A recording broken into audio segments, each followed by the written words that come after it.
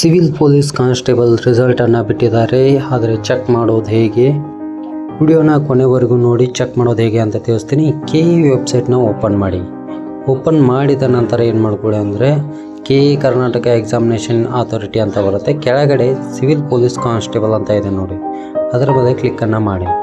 Click ಮಾಡಿದ ನಂತರ ಈ ಥರ ಒಂದು ಇಂಟರ್ಫೇಸ್ ಬರುತ್ತೆ. ಮುಖಪುಟ, ಪ್ರವೇಶ, ನೇಮಕಾತಿ, ಹಿಂದಿನ ವರ್ಷದ ವಿವರ ಅಂತ. ಅದನ್ನೇನು ಟಚ್ ಮಾಡೋದಕ್ಕೆ ಹೋಗಬೇಡಿ. ಇಲ್ಲೇ ಕೆಳಗಡೆ ಬಂದುಬಿಟ್ಟು ಸಿವಿಲ್ ಪೊಲೀಸ್ ಕಾನ್ಸ್ಟೇಬಲ್ RPC ತಾತ್ಕಾಲಿಕ ಅಂಕಪಟ್ಟಿ ಪ್ರಕಟ ಅಂತ ಇದೆ ನೋಡಿ, ಅದರ ಮೇಲೆ ಕ್ಲಿಕ್ಕನ್ನು ಮಾಡಿ. ಕ್ಲಿಕ್ ಮಾಡಿದ ನಂತರ ಈ ಥರ ಒಂದು ಇಂಟರ್ಫೇಸ್ ಬರುತ್ತೆ. ಇಂಟರ್ಫೇಸ್ ಬಂದ ನಂತರ ಇಲ್ಲಿ ಎಂಟರ್ ಅಪ್ಲಿಕೇಶನ್ ನಂಬರ್ ಅಂತಿದೆ ನೋಡಿ, ಅಲ್ಲಿ ನಿಮ್ಮ ಅಪ್ಲಿಕೇಶನ್ ನಂಬರನ್ನು ಎಂಟರ್ ಮಾಡಿ. CPC ಅಂತ ಇರುತ್ತಲ್ಲ, ಆ ನಂಬರ್ನ ಎಂಟರ್ ಮಾಡಿಬಿಟ್ಟು ಈ ಕಡೆ ನಿಮ್ಮ ಡೇಟ್ ಆಫ್ ಬರ್ತನ್ನು ಹಾಕಿ. ಡೇಟ್ ಆಫ್ ಬರ್ತನ್ನು ಹಾಕಿ ಸಬ್ಮಿಟ್ ಮೇಲೆ ಕ್ಲಿಕ್ ಮಾಡಿದರೆ ನಿಮ್ಮ ರಿಸಲ್ಟ್ ಓಪನ್ ಆಗುತ್ತೆ. ನೀವು ಯಾವ ಆನ್ಸರ್ಗೆ ಯಾವ ರಾಂಗ್ ಹಾಕಿದ್ದೀರಾ, ರೈಟ್ ಹಾಕಿದ್ದೀರಾ, ಎಷ್ಟು ಕರೆಕ್ಟಾಗಿ ಆನ್ಸರ್ನ ಹಾಕಿದ್ದೀರಾ, ಎಷ್ಟು ರಾಂಗ್ ಆಗಿದ್ದಾವೆ ಅದರಲ್ಲಿ, ಹಾಗೆ ಯಾವೆಲ್ಲ ನೆಗೆಟಿವ್ ಹೋಗಿದ್ದಾವೆ, ಯಾವೆಲ್ಲ ಗ್ರೇಸ್ ಮಾರ್ಕ್ಸ್ ಬಂದಿದೆ, ಎಲ್ಲವೂ ನಿಮಗೆ ಗೊತ್ತಾಗುತ್ತೆ. ಸಬ್ಸ್ಕ್ರೈಬ್ ಮಾಡ್ಕೊಳ್ಳಿ.